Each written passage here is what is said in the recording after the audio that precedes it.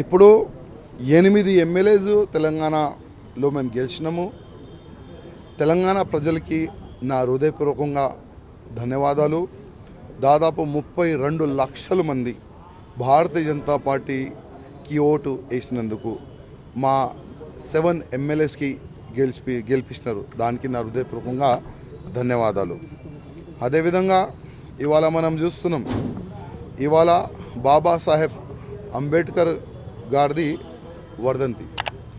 మేమైతే స్టేట్ ఆఫీస్లో వాళ్ళకి నివాళులు అర్పించినాము, కానీ ముఖ్యమంత్రి గారు ఇక్కడ దాచుకున్నారు. ఎప్పుడైనా బాబాసాహెబ్ అంబేద్కర్ గారికి ఆయన నివాళులు అర్పించిండా? లేదు. దళిత సమాజంకి ముఖ్యమంత్రి చేస్తా అన్నాడు, చేసిండా? లేదు. 3 ఎకరాల భూమి ఇస్తా అన్నాడు, ఇచ్చిండా? లేదు. 100 మందికి దళిత బంధు ఇచ్చిండు, మిగతా 1100 మందికి మోసం చేసిన కేసీఆర్.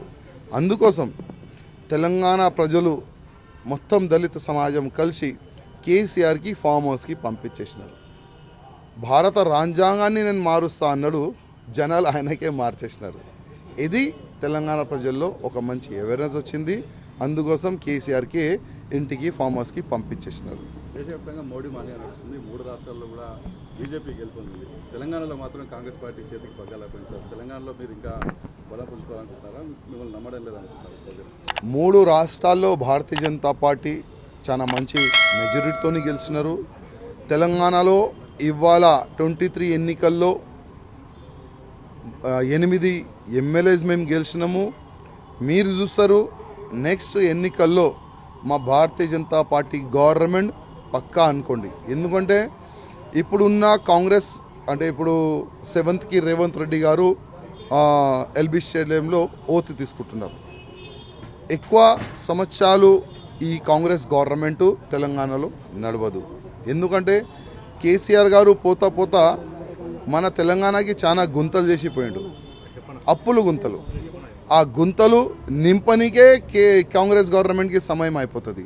అదేవిధంగా మన తెలంగాణకి వచ్చే రెవెన్యూ ఎంత సంవత్సరంకి, మళ్ళా కేసీఆర్ గారు ఎంత అప్పులు చేసుకున్నారు, మళ్ళా అప్పులు ఏ విధంగా తీరుస్తారు, మళ్ళీ ఈ 6 గ్యారంటీలని కాంగ్రెస్ వాళ్ళు వచ్చినారు.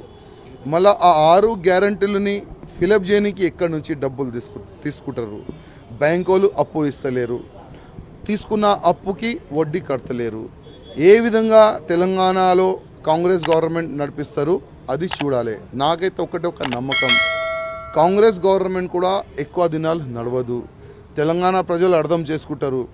తెలంగాణ కరెక్ట్గా అభివృద్ధి కావాలంటే భారతీయ జనతా పార్టీ గవర్నమెంట్ వల్లనే అవుతుంది, డబుల్ ఇంజన్ గవర్నమెంట్ అవుతుంది అని తెలంగాణ ప్రజలకి అర్థమవుతుంది.